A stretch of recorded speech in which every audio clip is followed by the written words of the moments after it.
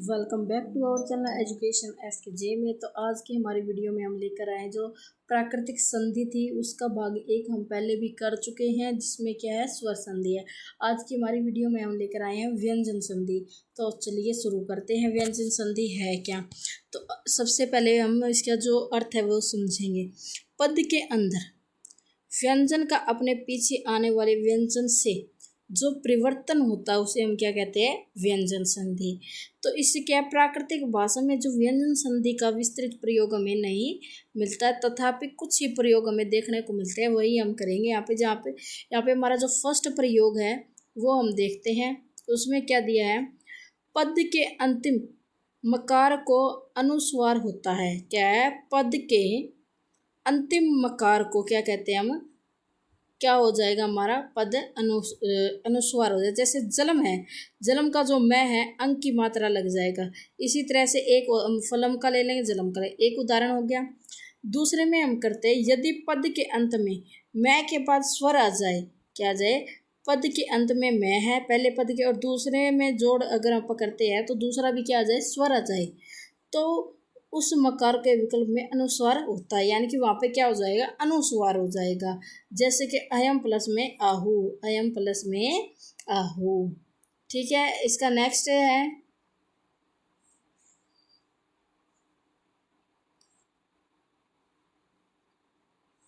तो इसमें क्या है? कुछ शब्दों के अंतिम जो है व्यंजन का अनुस्वार हो, यानी कि यहाँ पे पहले में तो क्या था?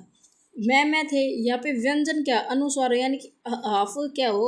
व्यंजन हो, आधे व्यंजन हो, तो वो भी क्या हो जाते हैं? अनुस्वार बन जाते हैं। तय, जैसे साथ में तय हो गया, कोई भी होगा, जो भी हाफ होगा वो क्या हो जाएगा?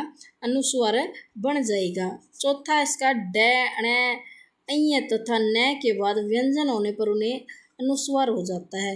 तो ध्यान रखिए, डे अय और न, तो यहाँ पे भी क्या हो जाएगा? अनुस्वार हो जाएगा। जैसे कि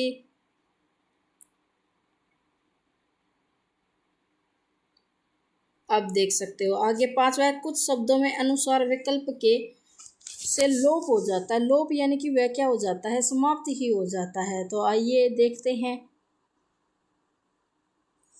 तो उसे जैसे संध्या, सांझ, सांझा, संझा, सॉरी, एवं का एव हो जाएगा।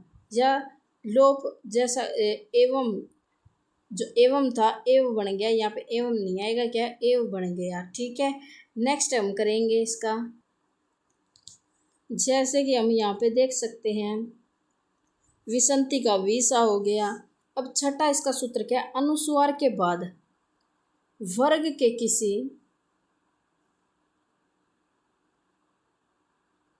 कह रहे कि अनुस्वार के बाद वर्ग के किसी भी व्यंजन के परे रहने पर विकल्प से वर्ग का पांचवा अक्षर, जैसे क होता है, ख होता है, ग होता है, घ होता है और अड़ होता है। घ से घर और अड़ से ये होता है। तो ये कह रहा है कि व्यंजन के परे रहने पर विकल्प से वर्ग का पांचवा अक्षर हो, जैसे प क, तो यहाँ पे क्या हो जाएगा? अड़ल, जैसे कि क पहला अक्षर है इसका, तो इसका लास्ट अक्षर अड़ हो जाएगा नीचे। ठीक है, तो आप समझ ही गए होंगे। आगे चलते हैं।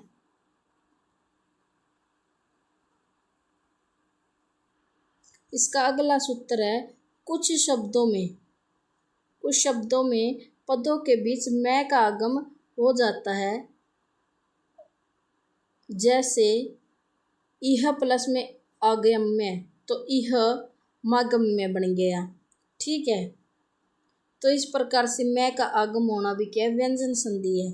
अगला है, कुछ शब्दों का अंतिम व्यंजन लोप न होकर निकट वाले स्वर में मिल जाता है, जैसे निर प्लस में अंतरणम, तो निरंतरणम, यानी कि जो न है वो पूरा हो गया ए के साथ मिलकर।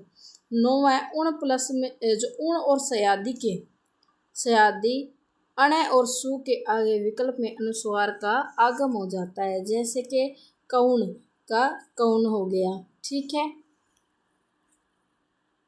और इसका 10वां जो सूत्र है उसमें क्या है? ए के बाद आए हुए संस्कृत विसर्ग का पूर्व ए के साथ मिलकर ओ हो जाएगा। जैसे संत तो संत हो गया, ठीक है।